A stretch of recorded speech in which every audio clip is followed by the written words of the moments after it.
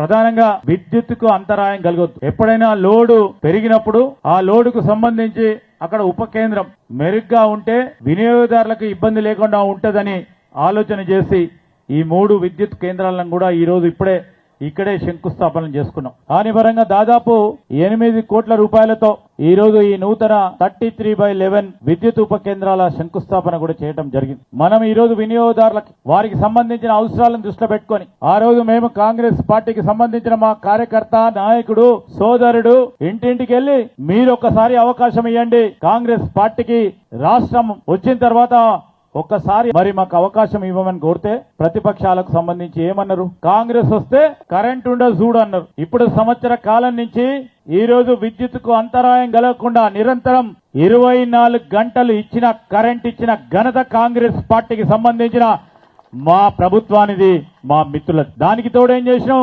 6 గ్యారంటీలో భాగంగా 200 యూనిట్లు ఇస్తామని చెప్పినాం. ఈ రోజు ఈ జిల్లాకు సంబంధించి నేను మాట్లాడుతా ఉన్నా. మొత్తం రాష్ట్ర స్థాయిలోనే 50 లక్షల పై చిలుకు మందికి 200 యూనిట్ల ఉచిత కరెంట్ ఇస్తే ఈ రోజు మన చిన్న భూపాల్పల్లి జిల్లాలో 47,200 యూనిట్ల ఫ్రీ కరెంట్ వినియోగదారులకు ఇస్తా ఉన్న ఘనత మా కాంగ్రెస్ పార్టీ ప్రభుత్వాన్ని.